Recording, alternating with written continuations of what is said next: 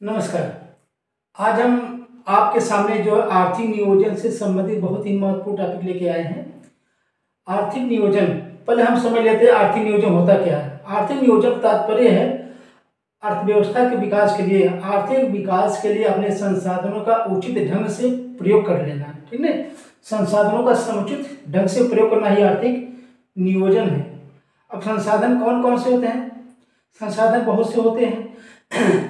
अब हम बात करते हैं आर्थिक नियोजन के पक्ष। आर्थिक नियोजन के दो पक्ष होते हैं, दो पहलू होते हैं। पहला एक सैद्धांतिक पक्ष होता है और एक जो होता है व्यवहारिक पक्ष। 1950 में जब देश का संविधान बना तो उसके बाद जो पंचवर्षीय योजनाएं जब चालू हुई तो हमारा व्यवहारिक पक्ष होता है।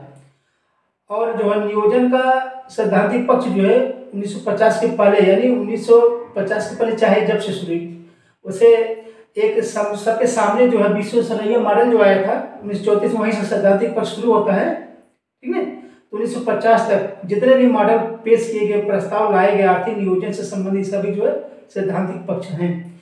यानी जो है 1950 के बाद जो आर्थिक नियोजन में पंचवर्षीय योजनाएं चालू की गई, उसके लिए आधार प्रदान किया किसने? सैद्धांतिक पक्ष ने। तो हम इस वीडियो में सैद्धांतिक पक्ष पर चर्चा करेंगे, ठीक। विभिन्न प्रकार के प्रस्ताव पर, विभिन्न प्रकार के मॉडल पर चर्चा करेंगे, ठीक। आइए सबसे पहले आर्थिक नियोजन में हम जो विश्वसनीय मॉडल को देखते हैं। इसके बाद कांग्रेस प्लान, फिर आपका गांधीयन प्लान, मुदालियर समिति पीपुल्स प्लान, उसके बाद बॉम्बे प्लान और सर्वोदय योजना को हम यहाँ पे देखेंगे, ठीक है।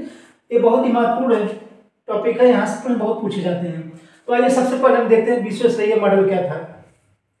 1934 में, कब? 1934 में अपनी पुस्तक the planned economy for India, पुस्तक का क्या नाम था? ये परीक्षा में पूछा भी जाता है।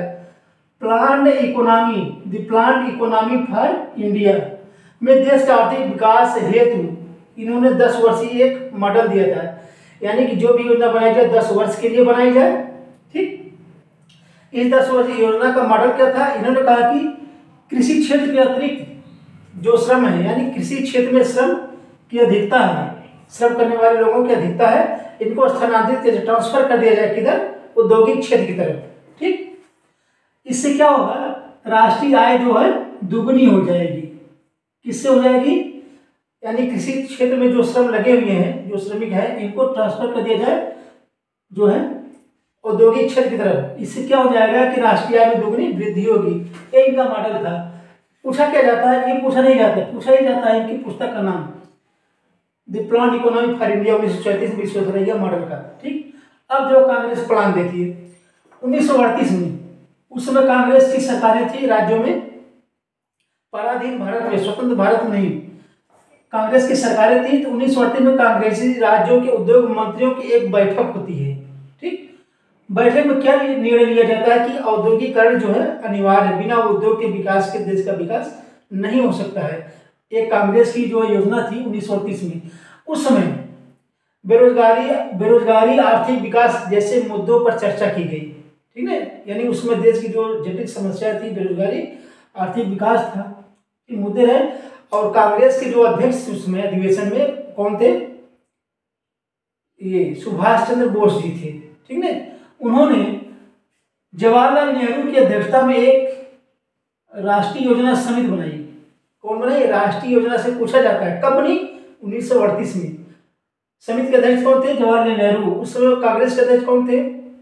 आपके जो है सुभाष चंद्र बोस जी थे, ठीक है।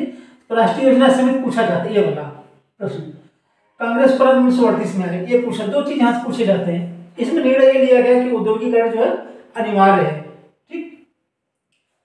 अब तीसरी जो आती है कौन? गांधीयन प्लान, ठीक। इसके पहले हम मुदालियर समिति पढ़ लेते हैं, चूंकि वो 1941 में आ गई थी।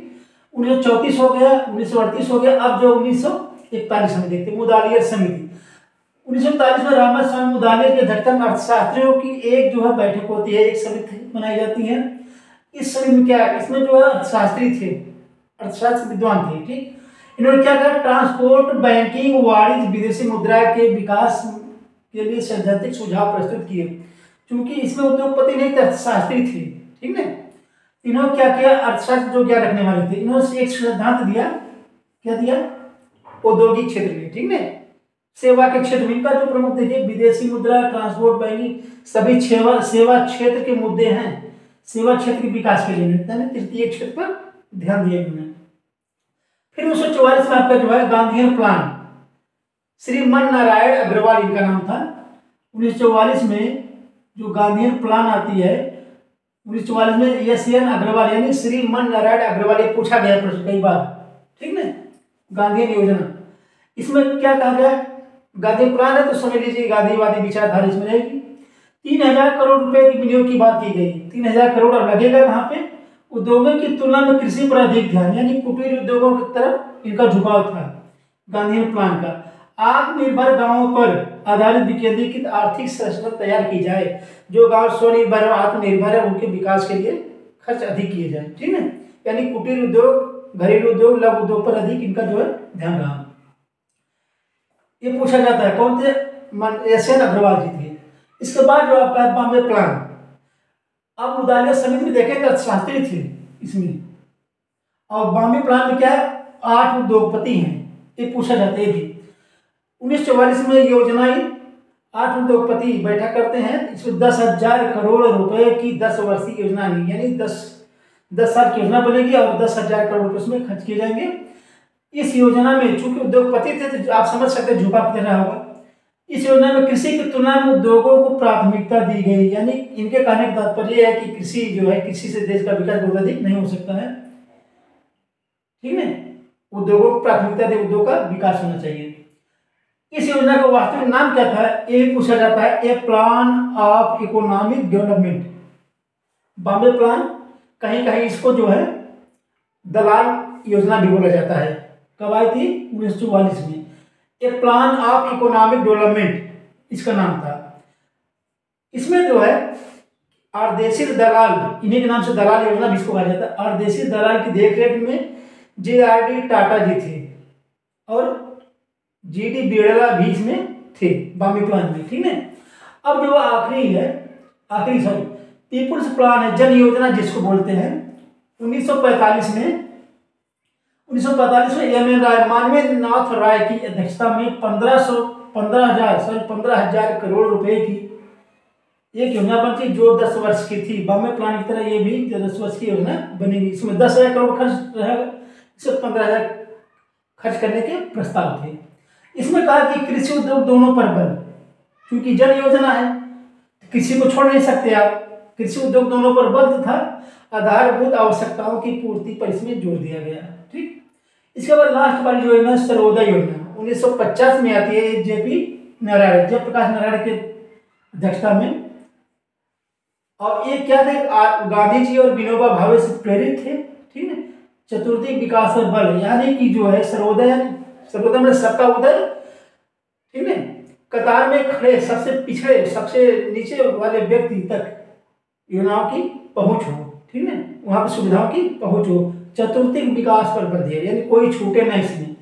सर्वोदय योजना भी पूछा जाता है, ठीक है। 1950 में ये प्रमुख योजनाएं हैं। इन योजनाओं का जो है लोग क्या कहते हैं, सर, पंचवर्षीय योजनाओं में बहुत बड़ा हाथ नहीं रहा, लेकिन इन्होंने विभिन्न प्रकार की योजनाओं ने एक आधारभूत ढांचा जरूर पेश कर दिया था, जिसकी वजह से आपका मार्च 1950 में जो योजना आयोग का गठन होता है, फिर राष्ट्रीय विकास परिषद गठित होती है, ठीक है।